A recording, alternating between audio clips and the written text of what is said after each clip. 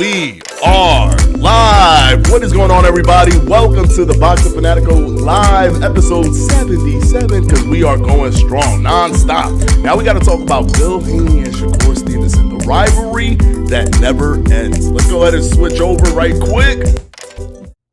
What is going on, everybody? Thank you so much for joining us, episode 77. As we continue to push these episodes out, it's only because of you guys that I'm still able to keep doing these episodes. Y'all keep showing up day in and day out. Of course, we got to start with the legend himself, Hashim47, with the Let's Go champ. I do see that King Juice came in here with the first comment trying to upset the flow of the of the live stream. I don't know why you're doing that, King Juice. You could have waited for Hashim47. You already know he about to post Let's Go champ, but you know it is what it is. Nah, I'm kidding. You can do whatever you want.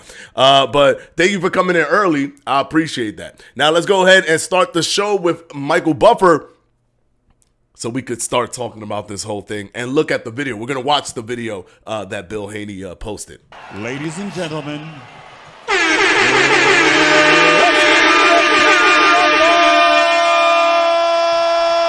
let's get ready to rumble is right. King Juice, I beat the other guy, Hashim47. How can you not? He's a legend. He's the legend, Hashim47. How can you not know his name? Might not make it home in time, but I'm still first. All right, man. All right. It's all good. Hashim, we love you, buddy. We love you. Adrian Domes, what's good, everyone? What's going on, Adrian Domes? David Morale is in the house. What's up going on? What's up? What? David Morales, you constructed this horribly. What's up? What's going on? Let's forget about up. Y'all ready to feast tomorrow? Yes, it's Thanksgiving tomorrow, so you already know we eating like crazy tomorrow. Tomorrow is the rules of eating get thrown out the window for tomorrow. Let's see. Happy early Turkey Day, gang. What's going on? AP, whatever. What's good, everybody? What's up? What's up? All right. So let's go ahead and start this show. Hold on one second. Hold on. We got more stuff. I don't know why it don't pop up here, but it pops up there. It's so weird. All right, let me just see what you guys are saying. David Morales says, sorry. It's all good, bro. It's all good. Gettins Gaming Corner. You're okay. I already see you, Gettins. I see you, Gettins. I see you. All right, so the saga that never ends is the Shakur Stevenson post Edwin De Los Santos fight saga. Now, people that have had beef with Shakur Stevenson in the past are going to use this as an opportunity to pile on, right? Because it just makes sense, right? Like, you made fun of me before when you was up. Now that you down, I need to make fun of you, right? That's what Bill Haney is doing. Now, there was a rumor that Shakur Stevenson was hurt against Liam Parrow when they sparred. That was the rumor. Now, there's been it's been misconstrued that he was hurt in that sparring session in terms of that's where he hurt his hand, right? But there's also different variations of the story of him being hurt in his left hand, arm, shoulder. For example, Bob Arum talked about how Shakur Stevenson talked to him about a damaged shoulder. But a lot of the talk coming from the Shakur Stevenson camp, or people that are kind of insinuating that he was hurt in his left hand, is his hand was broken. So they're talking about either his hand is broken. Bob Arum is saying that Shakur Stevenson talked to him about his shoulder being hurt. Again, I'm not a fan of people saying that they're injured after a bad performance or a loss, because it's almost always the case that when somebody loses or has a bad performance, we're going to hear what injury they had. We won't hear it if they have a good performance or if they win in spectacular fashion. We'll only hear it if they have a bad performance. I am not saying that it is impossible that Shakur Stevenson was hurt, although we're getting conflicting, contradicting, statements coming from all over the place. Some people are saying his hand was hurt. His promoter's saying his shoulder was hurt. They're saying he hurt himself in the Liam Parrow sparring session, right? That was the speculation. But the truth is that fighters always have tweaks and things hurt all the time because they spar. That's blunt force trauma. You're not going to be 100% when you go in there. You're just not. But we only hear about it when they have a bad performance or when they lose a fight. That's the only time we hear about it. All I'm saying is you don't talk about it when you win, so don't talk about it when you lose or have a bad performance, which is what happened with Shakur Stevenson. That's my point. That's my point. A lot of people keep telling me, no, he really hurt his hand. I'm not saying he didn't really hurt his hand. He could have. I just don't like it as an excuse because I do know that boxers are always hurt or injured or something is off when they go into the fight. No boxer goes into a fight 100%. Anyways, let's go ahead and what AP whatever said. I ain't gonna lie, Bill Haney lane for FaceTiming Edwin De Los Santos. He instant hopped on that train right after the fight. If De Los Santos got stopped, Bill would have stood quiet. Yeah, I mean, Bill wants to push the rematch, which unfortunately, Bill, nobody wants to see the rematch, right? We're okay with Shakur having that performance and moving on. Maybe there are a few people that want to see the rematch because they just truly do not like Shakur Stevenson. But who truly, on an entertainment aspect, on an entertainment perspective, wants to see that fight? Nobody. The casual fans don't want to see it. The rematch it's just like an ego rematch. It's just for Shakur to perform better, right? Because in my opinion, he beat him because Edwin De Los Santos did even worse than Shakur Stevenson, right? He didn't even land. He landed the lowest amount of punches in CompuBox history, right? So it's like, nah, bro, I don't want to see it. Nobody wants to see it. So let's go ahead and switch over to the sparring session to see what happened. Now, I think that there was a conversation between Bill Haney and Shakur Stevenson where he's like, yo, they saying you got hurt in the Liam Parrow sparring session. And then Shakur Stevenson said, word, you think I got hurt in that sparring session? Let me send you the video.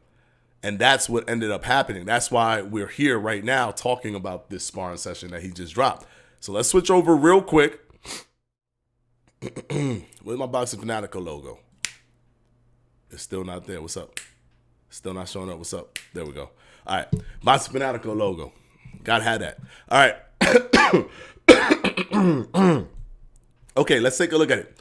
So Bill Haney wrote to Shakur Stevenson, you send me this to, so basically it was leaked by Shakur Stevenson himself. He sent this to Bill Haney. He says, you just sent this to me, implying I'm spooked behind your talent. Nah, this ain't it, family. Come to me or TBE. Come see me or TBE. Having a good camp is cool, but it's mandatory. You have to let that left hand go under the lights, champ. Now, this is where the confusion comes into play because a lot of people are saying this is where he got hurt, right? But it's like, well, did he get hurt from a punch or is this where he got hurt, where he hurts his hand? And then to add even more to the confusion is that it wasn't the full sparring session. Shakur Stevenson sent him a snippet of the session. I don't know if Shakur Stevenson was thinking that people were saying that he was hurt, as in he was like punch drunk or he was hit and he was hurt, and he wanted to show, nah, he dominated the dude. That could be it. But one thing it didn't help him with is the left hand accusation, because this man was popping that left hand. Let's go ahead and take a look at it real quick. Look at that. Left hand, left uppercut. Just pay attention how much he uses it, how aggressively he uses it.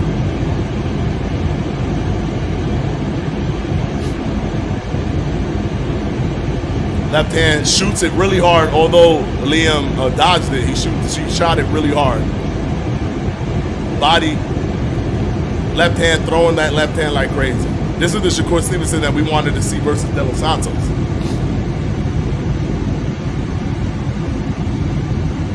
Left hand, left hook. Straight left hand. Super hard. Left hand again. Body shot. Okay. And then, of course, Shakur Stevenson got annoyed and posted this about Bill Haney trying to talk to somebody, talk to a girl or whatever. So he's kind of making it even, getting it more dirty, more muddy between both of them. And I guess he's leaking that because Bill Haney leaked the sparring session. I don't know. But it doesn't look like his hand was hurt in that sparring session. That's for sure. It doesn't look like his hand was hurt in that sparring session. Now, that still doesn't mean that it's a nail in the coffin. That, because what we just saw, let me switch over. Ladies and gentlemen. Guys, Michael Buffer's still up there. My fault, guys. Because of the fact that, he posted that sparring session and he wasn't showing that he was hurt. His left hand was hurt. It doesn't necessarily mean that, this is, your left hand was good money. We don't see a problem with your left hand. He could have hurt it at some other time. It could have been hurt in that sparring session, but then because of the adrenaline, because of the sparring, it started to flare up after the fact. One thing I do know is that there's contradicting statements in terms of what in his left arm is actually hurt. Is it his shoulder or is it his hand itself? Now, one thing that I definitely don't agree with, of course, we just talked about it, is Bill Haney saying that he wants him to rematch De Los Santos. To me, that just feels like you're continuing to prolong the separation between Shakur Stevenson fighting Devin Haney. There has been mention of Devin Haney saying he'll come down to 135, right? He'll come down to 135 to fight Tank. He's also mentioned in the past that he'll come back down because he is the champion in recess. If Devin Haney comes down, he can immediately fight for the WBC title. Who's the WBC champion? Shakur Stevenson. So he can immediately fight for Shakur Stevenson's belt if he comes back down to 135. But will he come back down to 135? Do we want to see him come back down to 135? Because he won't be at his best, right? That was the argument. And if Shakur Stevenson fights him at 135 and has a good performance against Devin Haney, then what's going to end up happening is people are going to say, oh, look, you fought him at his weakest, right? You fought him when he came down. That's what people are saying right now about Errol Spence. And Errol Spence, basically, his whole career was at 147. And they're saying, the fight before the Terence Crawford fight, he laced up Ugas. It was one of his best performances. But they're still saying that he was drained, even though this is the first time he had a nutritionist for the first time, a dietitian for the first time, cooking and making his meals.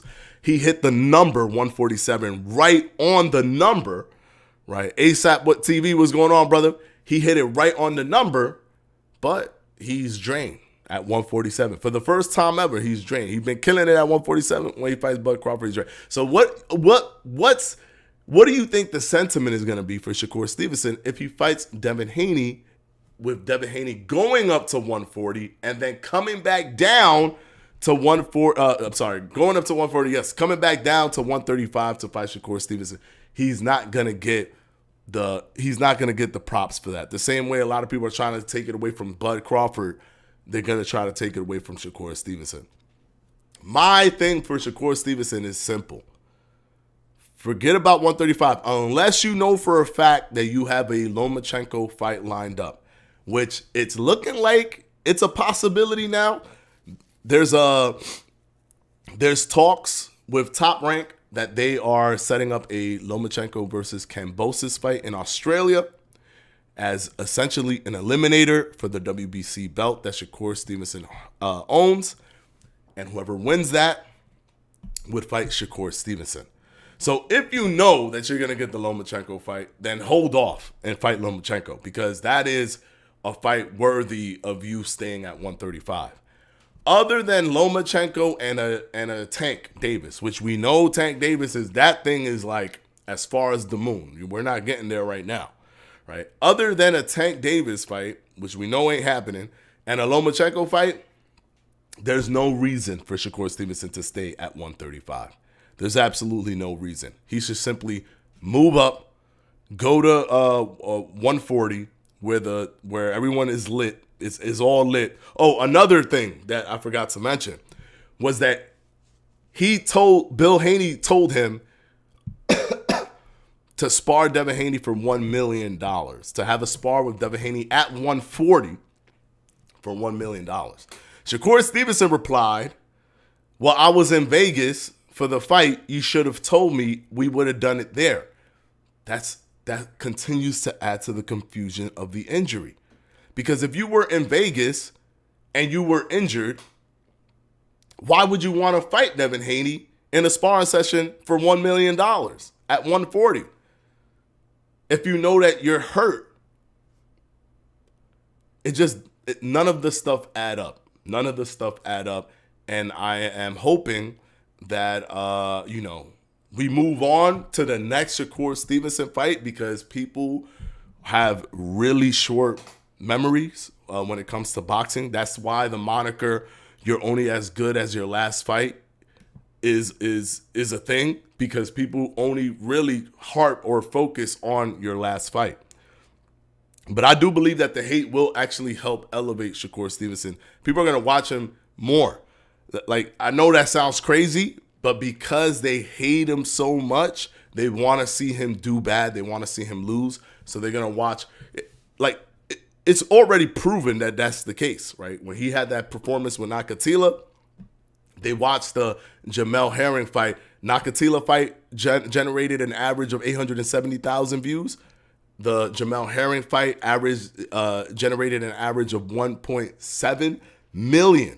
I'm sorry, 1.4 million views. But then the Oscar Valdez fight, so after he had a great performance, it's actually in reverse. After he actually had the great performance, which was akin to Floyd Mayweather versus Arturo Gatti, in that type of vein, the beatdown, the one-sided beatdown that he put on Jamel Herring, after that great performance, he went down to 1.7 million views for the Oscar Valdez fight. So he went from 1.4 million to 1.7. So he actually went down when he did really good, which tells me that if Shakur leans into the villain role and he keeps poking the bear of the people that don't like him, he's going to continue to get views, and more views than he normally gets, because they want to see him lose. It's the Floyd Mayweather effect all over. It's the Jake Paul effect all over. The only reason Jake Paul is generating 750,000 pay-per-view buys is because people want to see him lose, because they hate him so much. It's not even about skill. It's just they don't like him, right? Same thing with Shakur Stevenson. People, they don't feel that he's humble enough. They don't like him, so they want to see him lose so badly. So they're super hyped about what happened. They're going to ride this as long as they can. They know they only have the minute amount of time until he fights again, because they don't know what's going to happen when he fights again. But he's had this situation before. He's fought again, and he went from the Nakatila performance where everybody was falling asleep and saying he's the most boring fighter ever, to one of the most dominant one-sided fights that we've seen, right, when he fought Jamel Herring. And got a lot of views for that, which means that the Nakatila fight fueled those views, because nobody knew that he was going to beat him down the way he beat him down. So those views was fueled by the previous fight. Every fight that he has, the views are fueled by the fight previous to that one. So the Nakatila fight infused more views on the Jamel Herring fight. But when he performed that spectacularly against Jamel Herring, the numbers actually went down against Oscar Valdez. Oscar Valdez, who was much more known than Jamel Herring. An undefeated versus an undefeated fighter. Right? So it was, it's one of those things where people are gonna try to gaslight you to try to push, to say all these things, to say these negative things, but they're gonna tune in and watch Shakur Stevenson because they want to see him lose. The same way people tuned in to watch Floyd, because they want to see him lose. All right, hold on. I really don't care for the rematch, bro. He would stop De Los Santos in a second fight. We know that that's unnecessary. He needs to fight a bigger name. I mean, De Los Santos wasn't even the first choice, the second choice, the third choice, the fourth choice. Heck, he wasn't even the fifth choice. He was like the sixth choice. The man, sure, he has power. He had a good showing against Arderno, but he doesn't have name recognition, nor has he ever won a world title ever before. So when people say, oh, now we know what happens when Shakur Stevenson fights somebody of a high caliber, high skill level, and high, But if he's a high caliber, high skill level fighter, why he's never been a world champion? Why is he ranked 6 and not ranked number 2 or number 1, right behind Shakur Stevenson? People want to argue that he's a much more talented fighter than Oscar Valdez. And sure, you could argue that because he looks slick and he moves around and does all these things. That's fine. But the truth of the matter is, Valdez proved that he's higher level by his ranking position, by knocking out Burchell and becoming a WBC champion.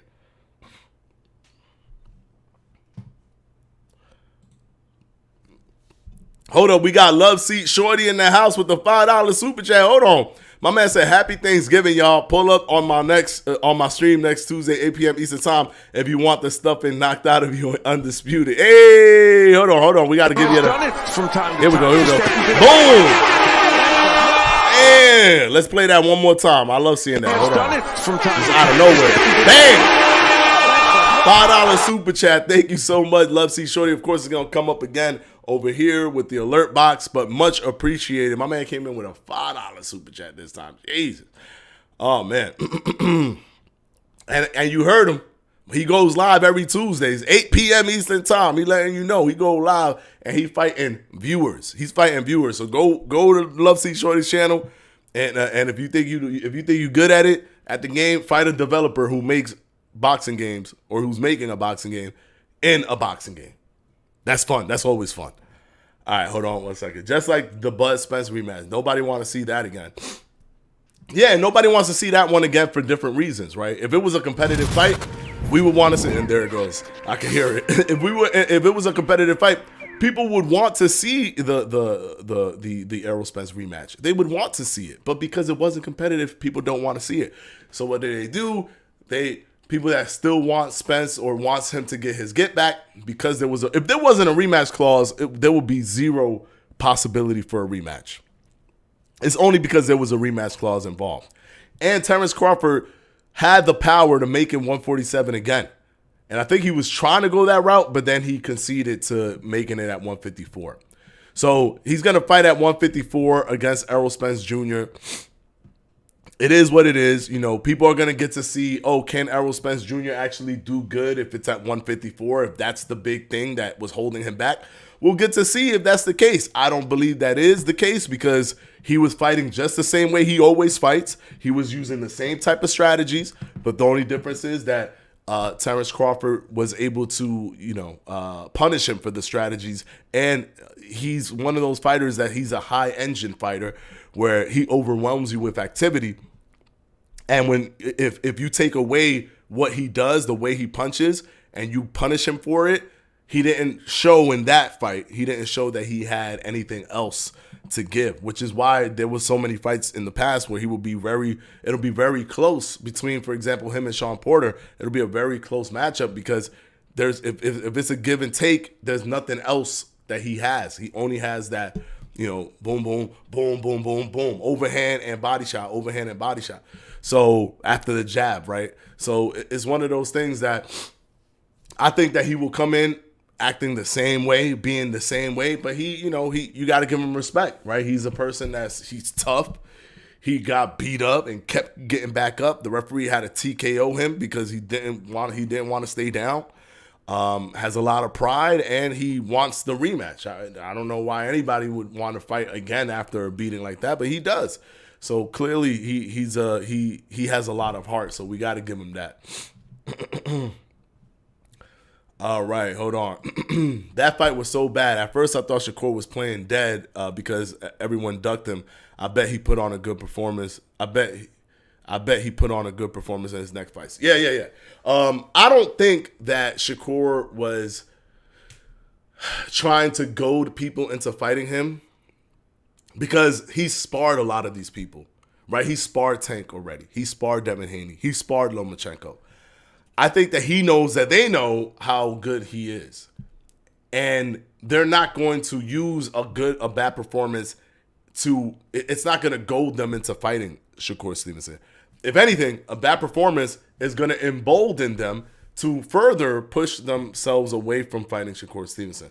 Now, I think Jermaine Ortiz is talking about how he wants to fight Shakur Stevenson. That's interesting, but I would much rather prefer he, in the interim, he could fight Jermaine Ortiz, but I would much rather prefer that he fights Lomachenko next and then has a good performance against Lomachenko. That would be actually really, really good. Frank Martin might have beat him that night. Nah, I don't know if Frank Martin would have beaten him, to be honest. I don't know. Because sure, Frank Martin could box. He's good, but he's not at the level of Shakur Stevenson, and he doesn't have the power that De Los Santos carries. So I think that Shakur, without that fear of the power being there, because the thing with Shakur is, it's not that he can't overwhelm a De Los Santos, because he could. He clearly was making sure that he landed more punches than him. You can see that there was a system of control that he had over De Los Santos. It's just that he's so worried about anything happening. Anything. Not even that he gets dropped. He's worried about looking like he got rocked. He's worried about so much because he built this persona where he doesn't even get hurt. And because of that, when he fights somebody that got power and could box, he ends up pigeonholing himself to a situation where no one could meme him or anything. Like, social media is living in Shakur Stevenson's head rent-free. It's literally living in Shakur Stevenson's head rent-free. Shakur Stevenson needs to be okay with getting rocked. Like, he has to be okay with the possibility that he could get rocked. He has to be. If not, he's never going to have that separation against fighters like the De Los Santos that could box, that are decent at boxing, but also have good power. He just won't. He won't. Him not throwing the left hand, in my opinion, still to this day, although it's just my opinion, I don't have anything to prove it, but the way things were happening in the fight, it just felt like he didn't throw it because De Los Santos, he was worried about the counter from De Los Santos. If you notice in round 11, he was throwing hard left hands. He was doing 1-2s right down the pipe. Bang, bang, bang, bang in a row. 1-2, 1-2 in a row. So clearly, and he wasn't wincing. They didn't show his face and he was like, it hurts, or he wasn't shaking his hand, or he wasn't doing any of these things. He was just throwing it like normal. Bang, bang, bang, bang. He was fine. There was no problem. So I don't buy that his hand was hurt. I don't. I think it's good to say that for him and to make it seem like, this was just an off night because he was hurt. I think it was just an off night because he was incredibly cautious and he created a force field that De Los Santos just couldn't break through. And he just wanted that force field there. He didn't give him any opportunities whatsoever, but to not give any opportunities whatsoever means that you're going to be very, very cagey yourself. Your offense is going to take a hit. And that's what happened with Shakur Stevenson. He has to take calculated risks. Ain't nobody telling him to go in there and get rocked. Make sure you are smart about what you're doing, that you understand all your entries and how you engage and disengage, and how he's going to react during all of those situations. Make sure you have a good understanding of that, a comfortable understanding of that, and then engage and take calculated risks where you're throwing more combinations other than just a jab and a hook. A jab, hook. You're throwing other combinations other than just the jab, hook. But he almost got punished with the judges for that. I'd rather the Shakur go the Crawford route. Stay quiet and talk your ish in the ring. No need to play victim. That's the only persona casuals are willing to accept from some fighters. I think that he's doing better, though, Geddon's Gaming Corner. I think he's doing better by doing what he's doing now. Because it fuels the hate. Like, it's the new version of being a villain. You have to be a villain on social media. That's the new version. You have to make people annoyed on social media. You have to make people like, can't wait to see you get hurt. Can't wait to see you get knocked down. Can't wait to see you lose. You have to give that energy. And the only way you give that energy is by doing the stuff that he's doing now. Saying he don't get hurt, saying he doesn't lose, saying he can't lose, saying that he's going to be pound for pound number one. All this stuff is actually driving interest. If he stays quiet and he doesn't say anything, that's the ideal thing in the movie like aspect. He's just staying quiet and he's just doing it in the ring. But in reality, we've seen it. They talk trash about him and not with the Nakatila fight, but only 870,000 people on average watched that fight. Concurrent. You fast forward to his Jamel Herring fight, which is the fight right after Nakatila, and 1.3 to 1.4 million average concurrent viewers watched that fight. So really, all that stuff, when he performs badly, it fuels people to watch his next fight. Because they just want, there's people that watch him so that to see him lose. They don't want him to win. It's the same Floyd Mayweather kind of system. It's the same Jake Paul system. We just want to see you lose. You don't got fans. You just got people that hate you, but it don't matter because sure, he's going to have a small percentage that are actually fans of him, but then he's going to have this large percentage that are paying to see him lose. Floyd would have people go to his fights to see him lose, pay for event tickets to see him lose. And I know this because I went to his fight with Canelo Alvarez. Floyd versus Canelo Alvarez. I was sitting next to a dude that came all the way from Ireland to see Floyd lose. He was livid when Floyd, like in the 6th round, he was pissed that Floyd was not letting Canelo do anything. He was cursing up a storm. And in the 6th round, he said, I'm done with this, got up and walked out and never came back. My man paid a lot of money for that seat, but he got up and left and never came back. There was 6 more rounds to go. He got up, left, never came back. That's the epitome of driving the emotion of hate so much that they're actually paying you because they hate you so much. If I was Shakur Stevenson, I would keep leaning into this. Honestly, I would keep leaning into this. I would keep leaning in. Just lean in. Keep talking trash. Keep hitting up Bill Haney. Because sure, in the movie, like protagonist versus antagonist and be the hero of your story or whatever, yeah, be that quiet guy that you're quiet and then you just show what it is in the ring. That works for that. But when he actually shows what he does in the ring, like he did with Jamel Herring, his views went down.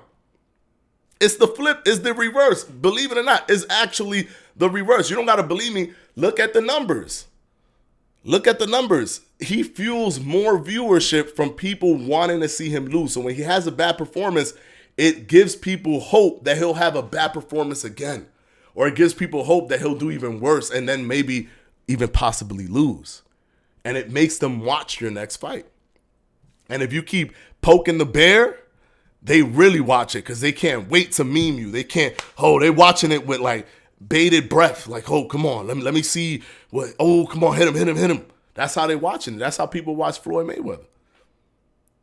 Buying pay-per-views to see Floyd Mayweather lose and then get pissed when he doesn't lose. But then buy the next one. And cheer for whoever Floyd fights, even though you never heard of that person until he fought Floyd Mayweather. That's what casual fans used to do.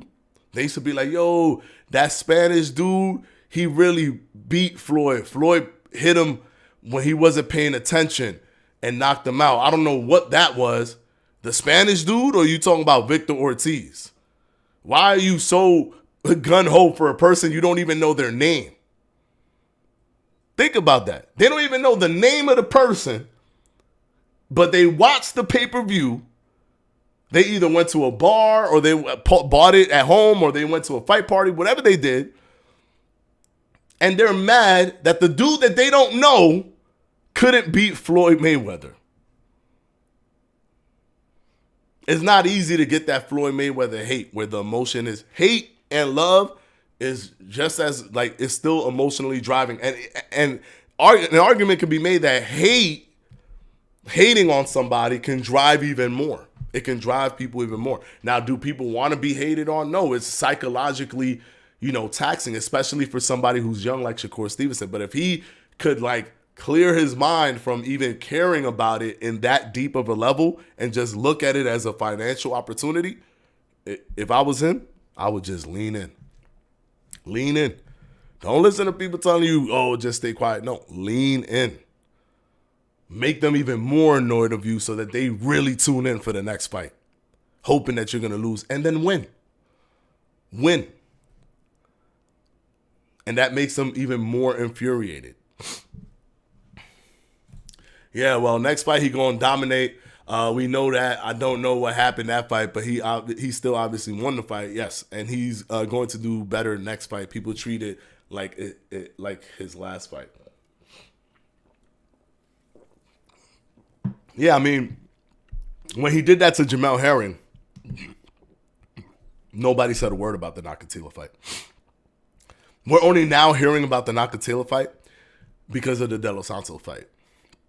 And we're only hearing about the Nakathila fight because it's a gaslighting tool to trick somebody or to change the narrative to make it seem like Shakur is always boring.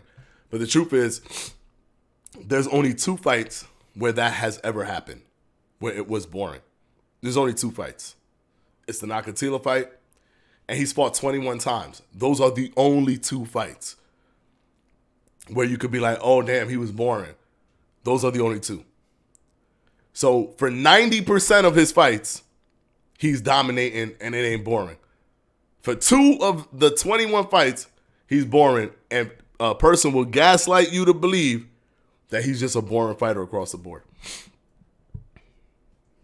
That's how boxing community works, man. It's just It's just a pockets of people that don't like somebody, and they gaslight. Man, he's always boring. Really?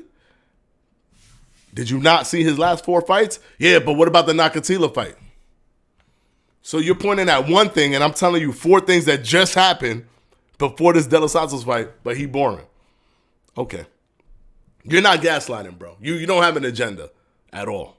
You just, you on the straight and narrow. You just telling it like it is. Frank Martin should be next since he says Shakur is food. He's not going to be next. He's not going to be next. There's no incentive for him to be next. Him saying Shakur is food and all that stuff is him just trying to pile on because he felt disrespected by Shakur Stevenson. So he's just trying to pile on, right? He's just trying to pile on with everybody else. But he's not going to fight Shakur Stevenson. I highly doubt that Frank Martin will end up fighting Shakur Stevenson, to be honest, to be quite honest. I think that the most probable thing is probably a Jermaine Ortiz fight, maybe. If not, the winner of Lomachenko versus Kambosos, which is being set up as a title eliminator. So if they set that up as a title eliminator, that means that Lomachenko probably just wants one fight to get a fight in right before he fights Shakur Stevenson, and then he goes and fights Shakur Stevenson. And I believe that would be a changing of the guard fight. If Shakur Stevenson ever fights Lomachenko, it will probably be Shakur's fight, the most dominant fight that where someone beat Lomachenko. In my opinion, the most dominant Lomachenko victory to this day is Teofimo Lopez versus Lomachenko. But I think that Shakur Stevenson will be able to create an even more dominant victory than that one. And one of the reasons why is because Shakur already sparred Lomachenko. So he already knows a lot of his tendencies and stuff like that. Lomachenko's still smart. He's still agile. But I think Shakur Stevenson already has an idea of what to expect with Lomachenko. And because he had this bad performance, he's going to want to make a statement. And because Lomachenko's a star boxer, he's going to want to make an even bigger statement on a big platform like a Lomachenko fight. He's got so many years to fight, which is why it's annoying. People behave like, oh man, Shakur overrated. Look, it makes no sense. Yeah. People be like, I don't like it, man. I don't appreciate it. I think people just be waiting for things to happen. The same way people waited for, Floyd Mayweather. Anything that happened to Floyd. Oh, look at that. Look at this. Look at that. Like people it didn't matter. Like Jose Luis Castillo, people still talk about that, right? The Maidana fight. How many times people show Floyd getting countered by Maidana when he did the pole counter, right? They show it all the time. Like, oh, look, he lost his tooth or whatever. Like, they do it all the time.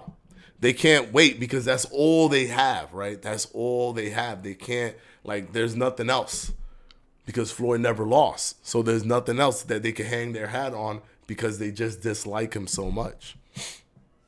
I think that Shakur Stevenson should lean into the dislike. Lean into it. Things don't got to be roses and flowers and everybody don't got to love you. right? If people hate you, but they pay to see you, they still paying. It don't matter if they paying because of love or they paying because of hate, they still paying. That's how boxing works. You got to have a villain and you got to have a good guy. Those are the best stories ever told. A villain and a good guy. You can't be the good guy versus another good guy and everybody good. No, you just got to be the villain. And like if Lomachenko fights you, Lomachenko to a lot of people will be the good guy and you will be the villain. And people will be hanging their hats on Lomachenko hoping that he's going to finally shut this kid up. And then you just don't give him that satisfaction. And then they're looking towards the next person. Who's the next person that could shut him up? Oh, Tank. Oh, Devin Haney. That's how it works. That strategy doesn't fail.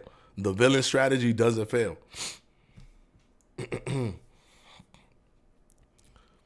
My man said Shakur is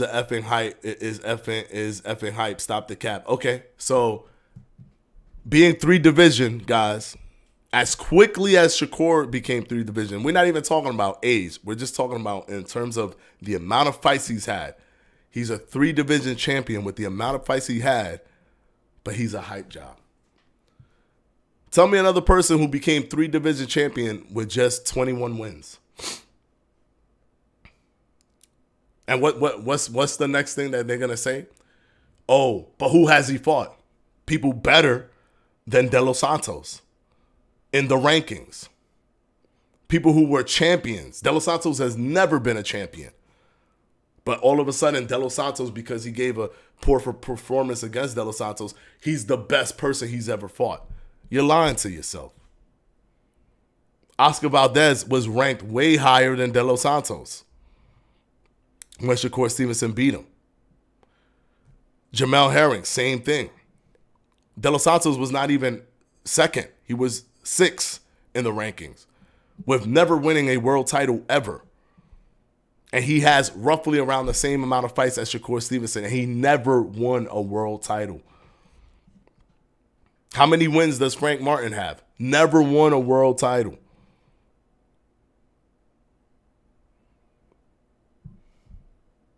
How many wins does Jerron Boots Ennis have?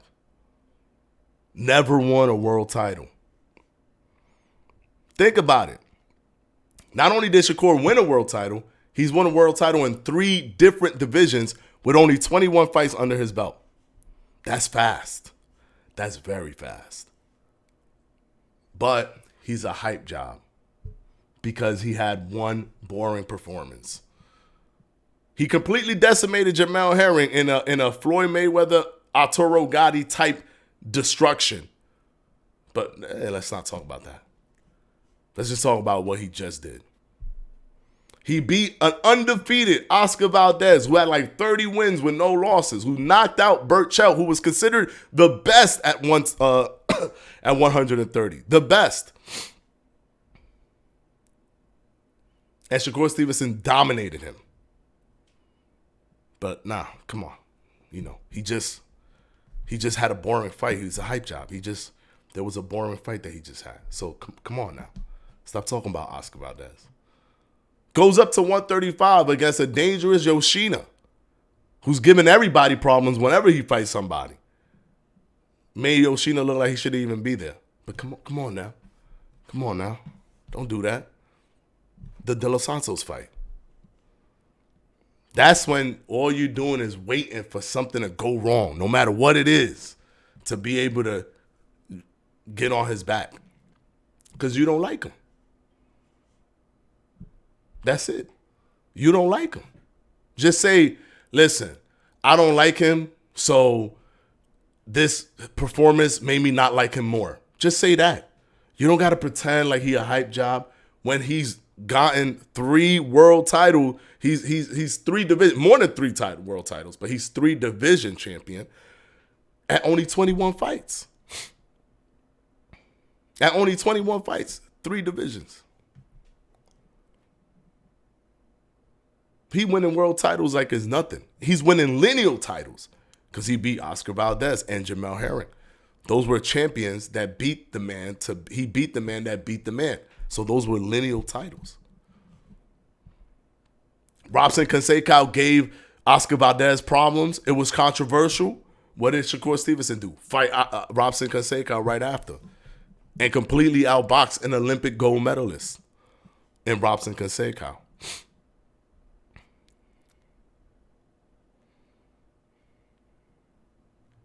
You need to be honest with yourself. You need to stop the cap.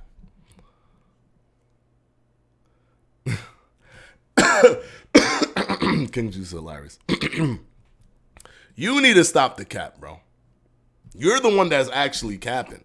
If you think that one bad performance or one boring performance is indicative of him being overhyped when this man has literally become a 3-division champion in just 21 fights. He's fighting people like a De Los Santos who has around 20 fights or like roughly around the same amount. I think he has the exact same amount of fights as Shakur Stevenson. And he's never touched the title, let alone multiple divisions. But he's the big bad wolf that's better than all these other guys that expose him. Like, come on now. You need to stop the cap.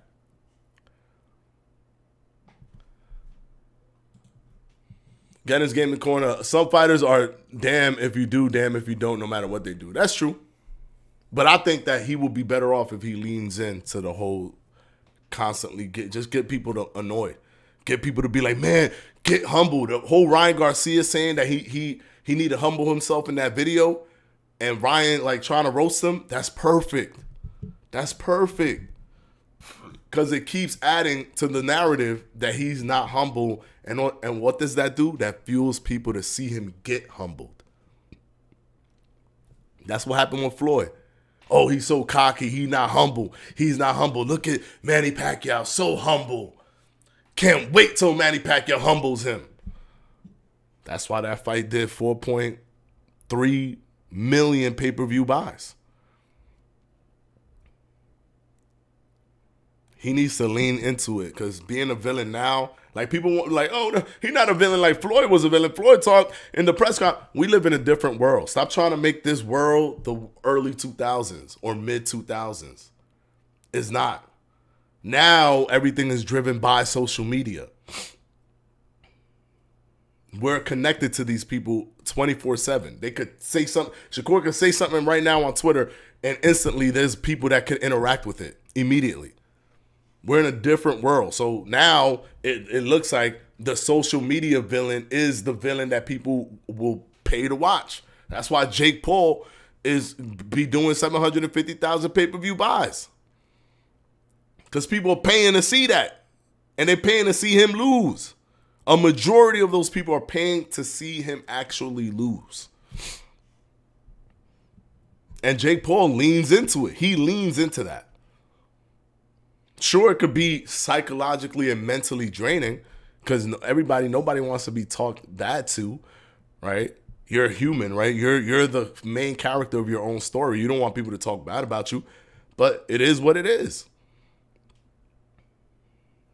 If they paying, they paying. It don't matter. Lean into it. You already got a flow into that. Just keep leaning into it. Ryan didn't have to do that. Pitbull Cruz doesn't have to do that. All Shakur needs to do is keep winning. Ryan didn't have to do that. Ryan didn't have.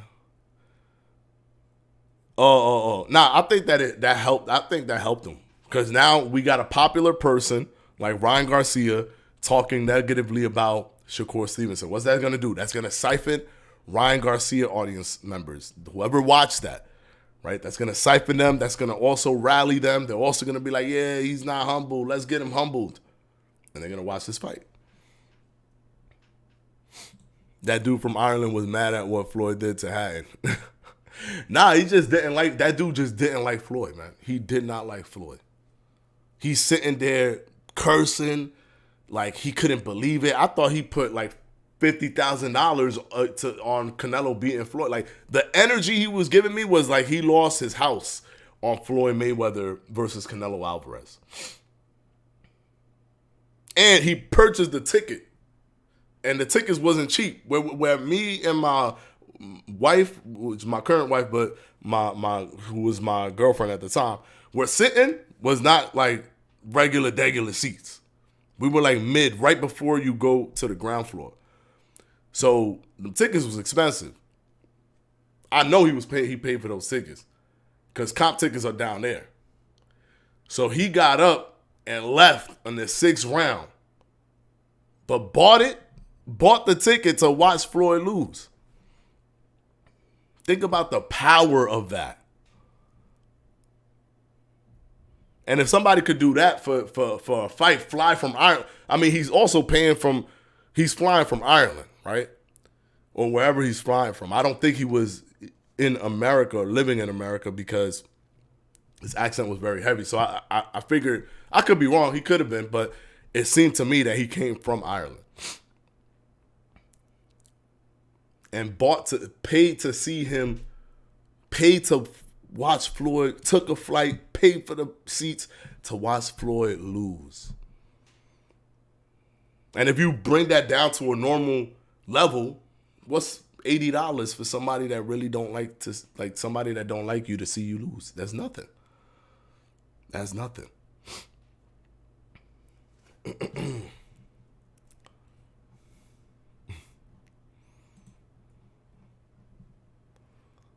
Yeah, stop the cap already. I'm gonna stop the cap. I'm gonna stop the cap, King Juice. Crazy when you think about it. Hold on, another time. Drop Yoshina 3 times, but we don't got to talk about that no more. ASAP TV, because he had a boring fight with De Los Santos. His boring fight with De Los Santos did the Thanos finger snap for all his fights from before that fight. Now that's the only fight he ever had. Oh, and the Nakatila, we could resurrect the Nakatila. So just the Nakatila fight and the De Los Santos fight. He's boring and overhyped. My man got 21 fights, but just two of them. Let's just talk about 2 of them. Man, Shakur don't even gotta be a villain. He just gotta do him. He gonna be all right. Nah, bro, if he's a villain, I'm telling you, bro. Let him be a villain. I know it's not the best. It don't feel the best, right, as a viewer to see somebody be the villain. You want him to be the humble guy that does his best, but be the villain, bro. Somebody gotta be the villain. So he should just lean into it. He should be the villain. Bro had PTSD from the Hatton fight. What's a dream fight that you wished happened? I always say this every single time. My dream fight that I wish to have seen was Vladimir Klitschko versus Vitaly Klitschko. When Vladimir and Vitaly were doing their 10-year reign of terror where nobody could beat them, and both of them had 2 world titles apiece. And that's one of the reasons why we haven't had a heavyweight world champion, undisputed world champion, since 2001, Lennox Lewis. It's because these 2 dudes monopolized the heavyweight division. I wanted to see who would win between the 2. I always had a sneaking suspicion that Vitaly was the better fighter between Vitaly and Vladimir, but we will never know. We will never know. But that is always and will always be my dream fight. Because one of the reasons why that's my dream fight is because it could have easily happened. But the only thing holding it back was that they were brothers. But it could have easily happened. Had they not been brothers, they would have fought. And it would have been a spectacular fight.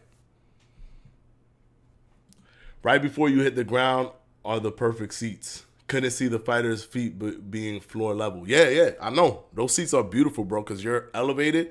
You're above the ropes and everything. You see everything right above the ropes. And it was the MGM Grand, which there is not a bad seat in the MGM Grand. You could have the nosebleeds and it's still mad close to the fight. So just imagine being right before you touch the floor. It's just slightly elevated right before you touch the floor. You can't, those were I had to go all out for Floyd and Canelo. I just had to. Plus, I pre-planned a lot of stuff because I already knew he fought in September, specific with the Mexican independence, and May. So it was a September fight, I believe. And because I already knew when he was going to do it, before he even announced the fight, I didn't even know he was going to announce a Canelo fight, which is crazy. Me and my wife booked the hotel and everything for that weekend. We booked everything. We had it all set up. when the prices were mad low. Once they announced a fight with Canelo, the prices shot up, but we had already pre-purchased the rooms. So we saved so much money in the rooms just because I knew he was going to fight during that weekend. But we got even more lucky because it ended up that he picked Canelo. Canelo was the fight that he was going to have and was like, oh my God, it's crazy. And then months later, like almost like a few months before the fight happened, when we were about to fly out, like 2 months before the fight, or a month or something like that, they announced the Danny Garcia versus Lucas Matisse fight as the undercard.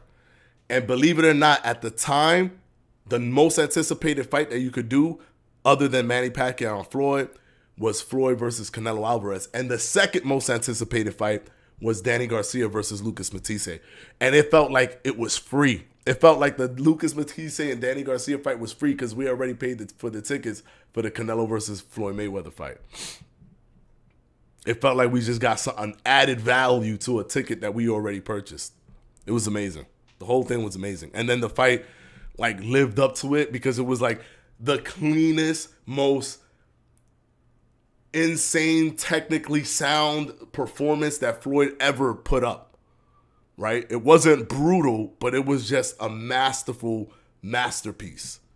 To me, was his easiest fight from the outside looking in. The easiest fight that I've ever witnessed on his part.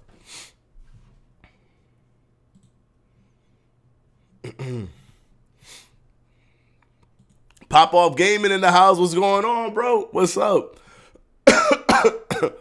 Damn, my boy, them tickets for Floyd fight, my lord, that's fire. Them tickets for a Floyd fight. Yeah, man. Crazy. Shakur, hurt or not, used one hand and still held a world-class fighter to 40 punches landed. That's crazy. Nobody talks about that. Everybody wants to jump on Shakur Stevenson's back, but nobody's talking about the fact that Edwin De Los Santos landed the lowest amount of punches in CompuBox history. That's not good. You definitely can't pretend that De Los Santos won that fight. It was just that Shakur should have done more. But it is not that De Los Santos won. He can beat you on his bike, walking you down, counterpunching, and pick your poison. That's true. He could beat you coming forward. Normally he's in the pocket. Believe it or not. He tends to be more in the pocket. He'll control distance, but he likes to fight in the pocket because he knows how to maneuver himself in the pocket as well. And he changed his style to be in the pocket because of the fact that he was getting criticism for like the Nakatila fight. So he became really fully engaged in the pocket. This is the only time he brought it back to being aggressively on the back foot. Salute the channel. Great intelligent boxing talk. Thank you, Thomas Morris. Much appreciated, brother. Thank you. Do you want to see the Charlo twins fight each other? Nah, it's not as big of a deal as the Vladimir and Vitaly was. Because Vladimir and Vitaly were in the same division, and they were monopolizing that division. Nobody could beat Vitaly, and nobody could beat Vladimir. And there was 4 world titles. 2 of them was Vladimir's, and 2 of them was Vitaly's. But they never fought each other. I don't think that perfection of like both of them being the best, hands down, no one's even close to them in their division, and they don't fight each other, will ever happen again. That was the one that I was always curious about. Always. Will the Charlos brothers fight sell over 1 million pay-per-view buys? Nah, I don't think so. I think it'll be interesting, but I don't think it would sell that much. Would you go to a Shakur or Tank fight? Yeah, 100%. I've gone to regular fights. I've gone to fights when I was in New York. Because I was born and raised in New York. Moved to Florida in around 2015. I would just go to fight. If a fight was in Madison Square Garden at the theater, I would go to the Madison Square Garden, the theater, and watch the fight. I went to see Miguel Cotto versus Michael Jennings in Madison Square Garden. Actually, funny enough, if you watch that fight, when they're introducing Miguel Cotto, to this day, if you go to watch that fight on YouTube, Miguel Cotto versus Michael Jennings, I actually pop up. There's a zoom in with the crowd, and we're cheering for Miguel Cotto. And I'm there. Like, freaking, I don't know how old I am. I look super young. But I'm actually, like, it's crazy. I'm actually in the shot, zoomed in right to me. And I'm like, yo, yeah, number one. And I think I must have been like 17 or something like that. 17, 16, I don't remember. But it's crazy. Y'all could see it. It's during the introduction. During the introduction, when they're introducing Miguel Cotto, you see the crowd, the camera move to a large crowd, like a closer crowd, and then one camera. I remember the cameraman was like, "Oh, you guys are gonna be live, and it's gonna be a close up. Y'all ready?" And then he zooms into us, and then he gives us a signal. It goes red, and we're like, "Yeah!" And the camera live has switched to us, and it's just there now for forever. So if you ever go watch the fight, you will see me if you pause it in that moment where it's zooming into that close up of the crowd, which I thought was just fantastic. Now I'm like in there forever. ASAP TV. I wish I would have went to see Crawford versus Spence, but instead it was my first boxing pay-per-view that I purchased. Oh, really? Damn, that was your first boxing pay-per-view that you ever purchased? That's crazy. So you didn't buy Floyd versus Manny Pacquiao or Floyd versus Conor McGregor? You ain't buy that? None of those? That's wild. I fell asleep watching that fight. Oh yeah, a lot of people did. He definitely doesn't. Not even for me. He doesn't get. He don't get no props from me for that performance. I've given him my fair share of criticism for that performance. He needed to perform much better than that. He's gotten his criticism from me from that performance. But I'm also not going to pretend like the other performances don't exist. You know what I'm saying? I'm not going to pretend like that's the case because that's not true. He did destroy Jamel Herring. Nah, I was at the barbershop for those fights. Floyd's fights were always played in my city. Oh, yeah, that's true. For the Floyd fights, you could always find those anywhere.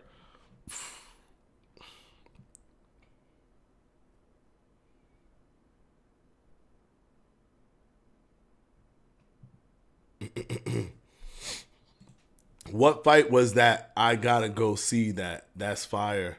What fight was that? Oh, it was Miguel Cotto versus Michael Jennings. It was Miguel Cotto's comeback after his loss. I think it was after his loss against. I think it was after his loss against Manny Pacquiao, but Michael Jennings was the fight. It was a Michael Jennings fight. It was in Madison Square Garden. Yes, you'll see me. I look super young though, like really young. You have to really pay attention. Maybe one day I could. Maybe in the next live, I'll pull it up and I'll point myself out so y'all can see it. I'll pull it up and point myself out so y'all can see me mad young at the Miguel Cotto fight. I don't even know when did that fight happen. I was young, man. I was young. I'm telling you, I must have been like 17 or something like that. Anyways, we're going to go ahead and end the live stream here at 8:03 p.m. As always, every Mondays, Wednesdays, Fridays, we go live when we do our Boxing Fanatico live episodes. Friday will be episode 78, so tune into that. Hit the like button if you haven't on your way out because it helps the videos. These videos are consistently getting watched after the live stream. Like a bunch of these videos are, I'm telling you, the Shakur Stevenson sparring session video, that thing got almost 2,000 views. No, it has 2,000 views already. And that's coming off of the back of the live. Like it wasn't even during the live. So a lot of people love watching the lives after when they've already been completed. So hitting the like will definitely help the channel a lot. When that happens, it continues to elevate the channel and push the channel to more people so more people could come and enjoy the Boxing Fanatico community. So please hit the like if you haven't. Hit the subscribe button if you haven't as well. Hit the notification bell and all notifications so you're notified when a video drops or when we go live. Remember, guys, every Mondays, Wednesdays, Fridays, 7 p.m. Eastern Time to 8 p.m. Eastern Time, we go live. And, of course, as always, I will see you on Friday. King of 47, I'll just wait for the fight review before watching a Shakur fight. I don't believe it. I feel like you're going to watch Shakur's next fight because it's free. It's not even on pay-per-view. It's free. Shakur's fights are free. Everybody's saying, I'm wasting my money. Cap, bro. There's no money to waste. Unless you went to the fight, there's no money to waste. All right, guys. Until the next one, guys. See you on Friday. Peace out.